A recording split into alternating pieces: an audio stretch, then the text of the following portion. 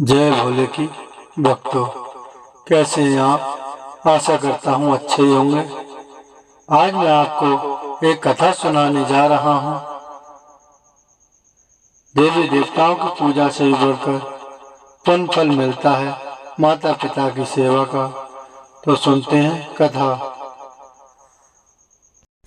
माता पिता के चरणों में स्वर्ग होता है। भगवान को पूजने से पहले माता पिता का पूजन करना चाहिए।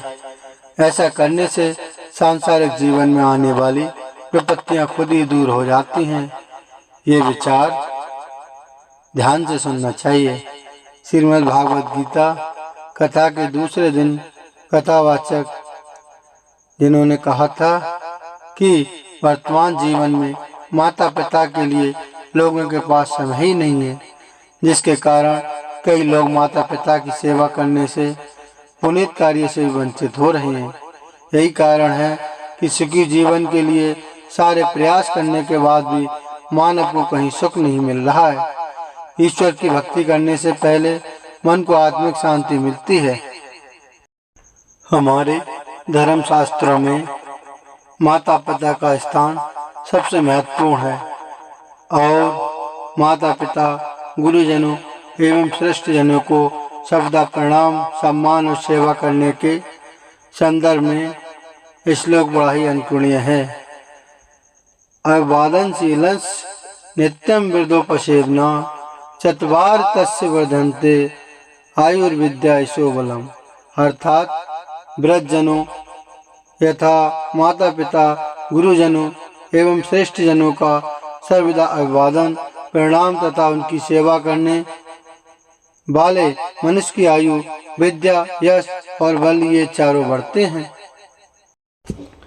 अन्य श्लोक में माता पिता और आचार्य को अति महत्वपूर्ण स्थान देते हुए कहा गया है कि 10 उपाध्यायों से बढ़कर एक आचार्य होता है, 100 आचार्यों से बढ़कर पिता होता है और पिता से 1000 गुना बढ़कर माता गौरवमयी होती है।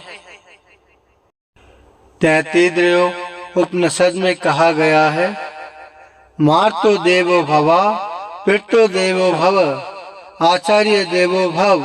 अर्थात माता पिता और आचार्य को देवता मानो। ये तीनों प्रत्यक्ष ब्रह्मा विष्णु और महेश हैं। इन्हें सदैव संतुष्ट और प्रसन्न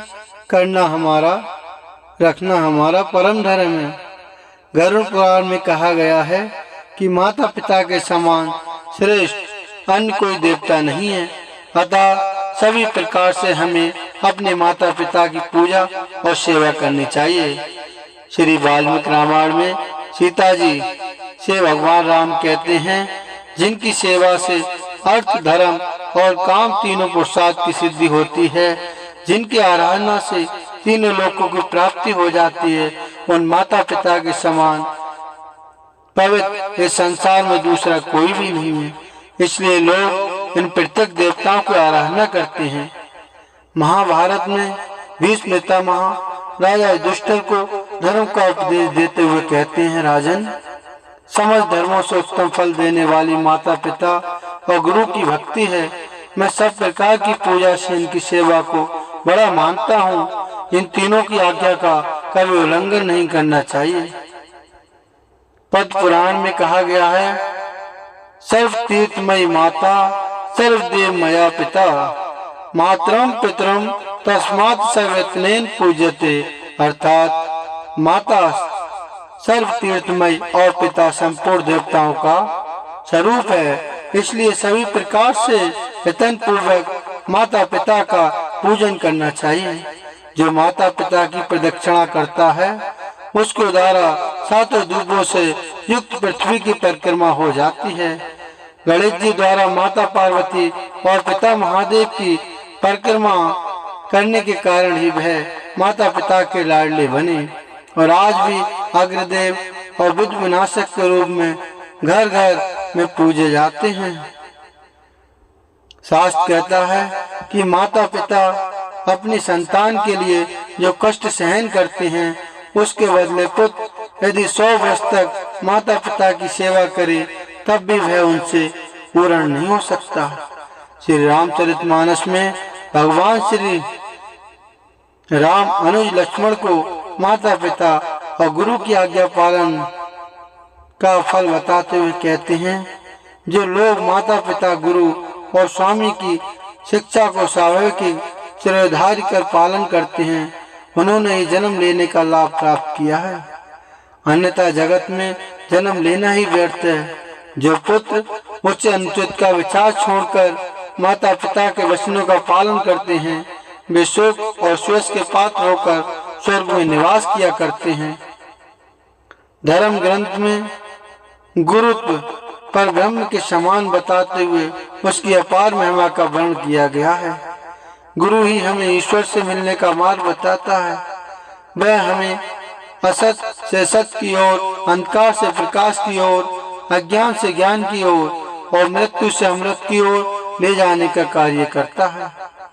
हमारे धर्मशास्त्रों में माता पिता और गुरुजनों का निरादर करने, उनकी बातों की अवहेलना करने और उन्हें दुख पहुंचाने वालों की तीव्र भर्त्सना की गई है।